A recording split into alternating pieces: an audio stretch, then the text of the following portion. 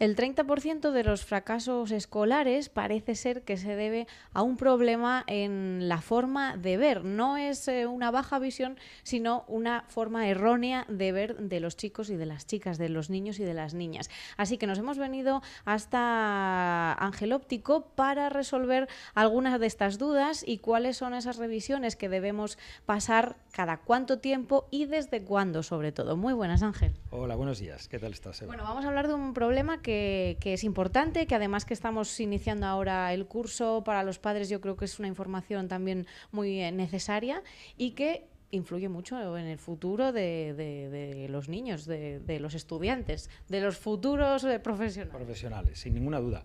Hombre, pues ahora es precisamente el momento de empezar a hacer los análisis. Se puede hacer previamente al inicio escolar o durante el inicio escolar controles a nuestros hijos.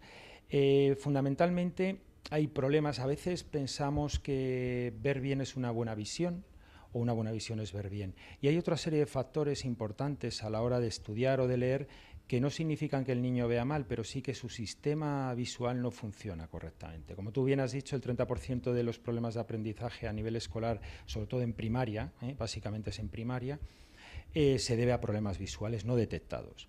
O sea, nosotros pensamos que un niño, si ve bien, pues todo está bien. No es lo correcto. Puede ver bien, pero, por ejemplo, a la hora de leer se salta de línea, se acerca, cierra un ojo, se cansa, le duele la cabeza, rechaza la lectura, pero tú sabes que está viendo bien. Pero hay otros factores, que es la visión binocular, como es la acomodación o la convergencia, que pueden estar alterados. Entonces a veces se corrige o bien con gafa, con una corrección específica para cerca, o en otros casos con una terapia, una serie de ejercicios visuales. Pero es muy importante la prevención, como siempre. Entonces yo creo que es por donde los padres deben ser observadores y empezar. Todos estos problemas que has comentado, eso de saltarnos una línea, de no enfocar bien o de cerrar uno de los ojos, nos cansamos, el dolor de cabeza. Claro, son factores que van minando la atención a la hora de estudiar y que provocan efectivamente pues que un desinterés, ¿no?, por la materia. Es que lo que ocurre es que hay un rechazo por parte del niño a realizar una tarea de cerca. Si él o ella lo relaciona con algo incómodo, pues no lo va a hacer. Si él se pone, y me voy a poner a leer, pero se me va a emborronar, me salto, le cuesta, se traba. Cuando tú le preguntas, hay un dato curioso, hay a veces que tienen que releer, no son capaces de concentrarse, y eso tiene que ver con la visión en muchos casos también. ¿De acuerdo? Hay otra serie de patrones que habría que valorar, que ya no estarían dentro del área visual, pero hay casos donde eso ocurre. Entonces nosotros, los padres deben ser observadores y todos esos datos que le llamen la atención, que a veces puedan considerar normales porque el niño está empezando a leer o porque no está acostumbrado a leer tanto, deben con un profesional comprobar que efectivamente es así o que hay alguna alteración que haya que trabajar. Es algo que debemos descartar, así que si notamos estas cosas hay que acudir a un especialista. Pero hablamos de que prevenir siempre es mucho mejor, así que ¿cuándo debemos hacer esa primera revisión ocular a nuestros hijos? La primera revisión se puede hacer casi desde que naces. Ahora bien, si no encontramos nada en un bebé recién nacido con 6 meses que nos llame la atención, como pueda ser meter un ojo o como podamos observar algo alterado en la mirada o en los movimientos, en los seguimientos, a priori, no notándole nada antes de los 2 años y medio, esa sería la edad. Entre los 2 años y medio y 3, hacer el primer control preventivo. A partir de ahí viene el optometrista o viene el oftalmólogo que analice el caso, donde hay que hacer un estudio meramente controlador, ¿no?, de esa visión. Él considerará si es conveniente hacer un segundo control a los 6 meses o al año. ¿De acuerdo? Yo soy partidario, si hay pequeños factores, controlar a los 6 meses, pero el año es perfectamente válido. Hasta los 6 años el sistema visual no se acaba de formar totalmente. O sea, lo que es no el sistema anatómico del ojo, o sea, no el órgano como tal, sino lo que es visualmente lo que llamamos el proceso de metropización. O sea, dentro de ese baremo podemos encontrar pequeños defectos de visión que a lo mejor hay que esperar y ver cómo evolucionan, porque hay efectos de visión que evolucionan hacia la parte positiva. Hay efectos como la hipermetropía, hay defectos de de nacimiento que van evolucionando hacia el punto cero y desaparecen. Entonces, cuidado, porque a veces si nos adelantamos a poner una corrección entre los 3 y 6 años, podemos parar ese proceso y perjudicar más que beneficiar. Pero hasta los 6 años, un control más exhaustivo. Y a partir de ahí, sí, de los 6 a los 12, si no hay ninguna alteración visual, anualmente. Es importante también, creo, recordar cuando los pequeños empiezan a caminar, no forzarles a que se pongan de pie, porque esto, sí, es que además me llamó mucho la atención y creo que viene bien recordarlo. No forzarles a que se pongan en pie, porque si no lo hacen es porque su visión todavía no está adecuada, ¿no? Correcto. No, hay muchos más factores de eso, efectivamente.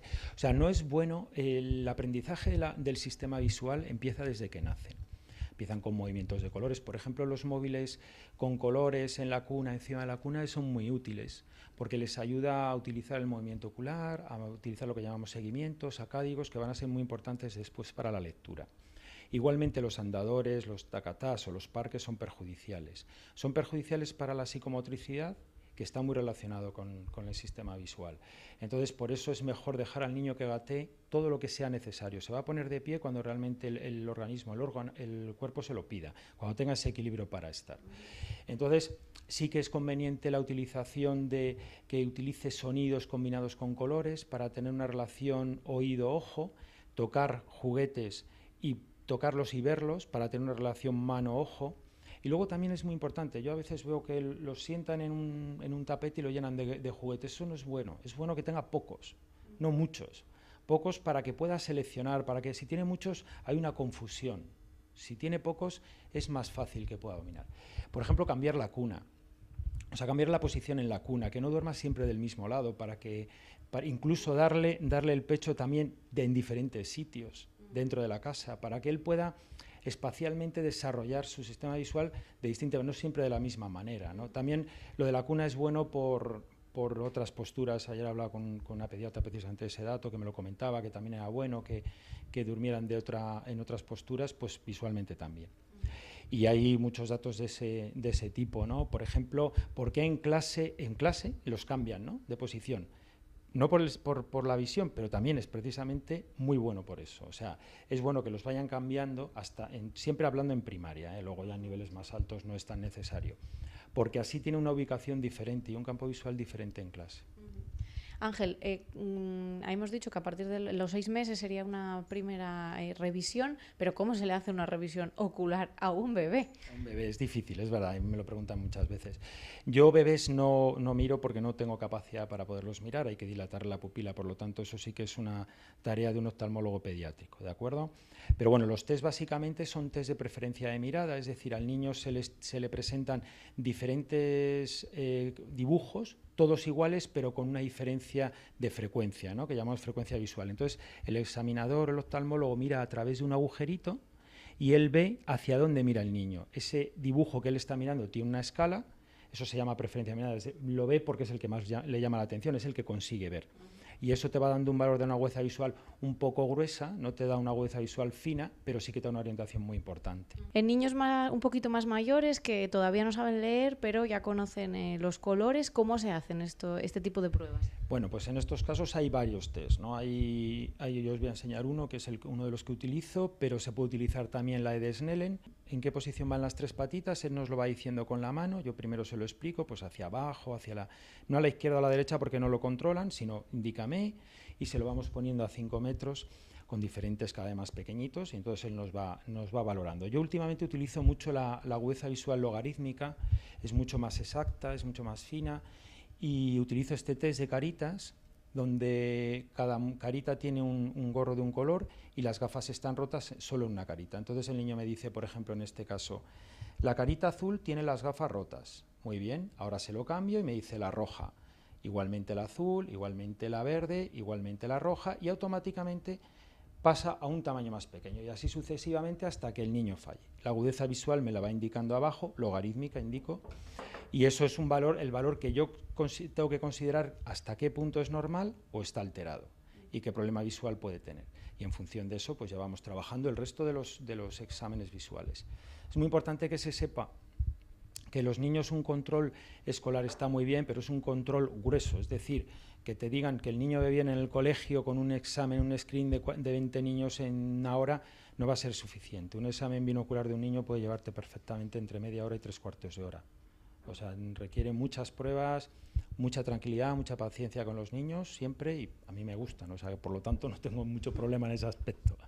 Bueno, Ángel, entonces recomendamos a la gente que haga esas pruebas, que descartemos que pasa algo raro y que si se detecta algo, bueno, pues que ya sucesivamente con las pruebas se irá viendo si se necesita algún tipo de intervención o se espera a que eso se corrija, que decíamos antes que muchas veces se va corrigiendo solo hasta llegar al lado positivo, a la normalidad. Eso es correcto. Se puede utilizar algún tipo de terapia de ayuda que puede ayudar con pequeños ejercicios que solucione ese problema que afecta directamente, que era el inicio de la entrevista, donde afecta directamente al aprendizaje. Y todo eso luego va a ser, si ese problema no lo solucionamos ahí, luego va a ser un efecto dominó, ¿entiendes? O sea, la complicación en cada curso que va avanzando en secundaria más, va a irlo arrastrando. De hecho, hay críos que tenemos nosotros con edades de 15 o 16 años con problemas de aprendizaje que vienen con problemas visuales desde la infancia, que se podían haber tratado, los estamos tratando ahora y le van a ayudar, pero claro, ahora cuando empiezan a estudiar mucho es más complicado. Bueno, pues esas revisiones como medida de prevención siempre mucho mejor, pero ¿ante qué circunstancias podemos decir esto es una alarma para saber que algo está pasando? Vamos a recordarlo por si ya está el problema. Fundamentalmente en la lectura. Podemos encontrarnos con problemas de visión de lejos, pero uno de los datos importantes a esa edad, siempre estamos hablando en primaria, es pues eso, que el niño cierre un ojo a la hora de leer, que se frote mucho los ojos, que se queje de dolor de cabeza, que deje la lectura inmediatamente, que notemos que se salta de línea, que marca con el dedo, o que incluso le preguntamos lo que ha leído y no se acuerda. O no lo recuerda, se despista, pierde la concentración, ¿no? Pues son síntomas, somnolencia incluso, a veces me duermo. Hombre, si es a las 10 de la noche es normal, pero hay a veces que a lo mejor después de comer se pone a leer y también tiene esa sensación de dormirse, ¿no? Leyendo. Esto es por lo menos una alarma, ¿no? Y que hay que investigar. Ángel, pues muchas gracias. Simplemente estos consejos para que los vayamos poniendo en práctica. Muchísimas gracias a vosotros.